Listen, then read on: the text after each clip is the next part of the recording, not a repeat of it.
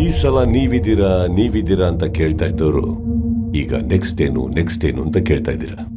ಒಂದು ಕತೆ ಹೇಳ. ಒಂದೂರಲ್ಲಿ ಒಂದು ಕಾಗೆ ಇತ್ತು. ನೀವೆಲ್ಲ ಸ್ಕೂಲಲ್ಲಿ ಕೇಳಿದ್ದೀರ. ಅದೇ ಕತೆ.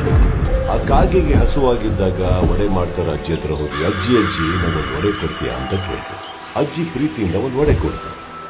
ಕಾಗೆ ಆ ಒಡೆನ ತಗೊಂಡು ಹಾರ್ಕೊಂಡು ಹೋಗಿ ಒಂದು ಮರದ ಮೇಲೆ ಕೂತು ಇನ್ನೇನ್ ತಿನ್ಬೇಕು. ಒಬ್ಬನೆಂಟ್ರಿ ವಿಲನ್.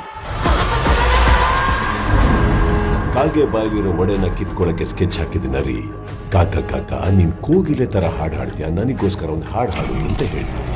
ನಿಮ್ಗೆಲ್ಲ ಗೊತ್ತಿರೋ ಹಾಗೆ ಪಾಪ ಕಾಗೆ ನರಿ ಮಾತು ಕೇಳಕ್ಕೂ ಹಾಡಕ್ ಶುರು ಮಾಡಕ್ಕೂ, ಒಡೆ ಕಾಗೆ ಬಾಯಿಂದ ಕೆಳಗ್ ಬೀಳಕ್ಕೂ, ಏನ್ ಒಡೆ ನರಿ ಬಾಯಿಗೆ ಸೇರ್ಬೇಕು ಅನ್ನೋವಾಗ ನಿಮ್ಗೆಲ್ಲ ಕ್ಲೈಮ್ಯಾಕ್ಸ್ ಗೊತ್ತಿದೆ ಅಂತ ಅನ್ಕೊಂಡ್ರೆ ಓ ಭ್ರಮೆ.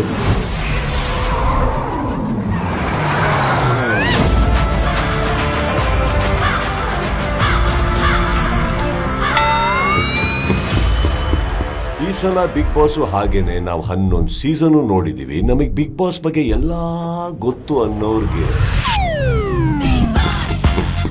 Big boss grand opening September 28 ಸಂಜೆ 6 ಗಂಟೆಗೆ.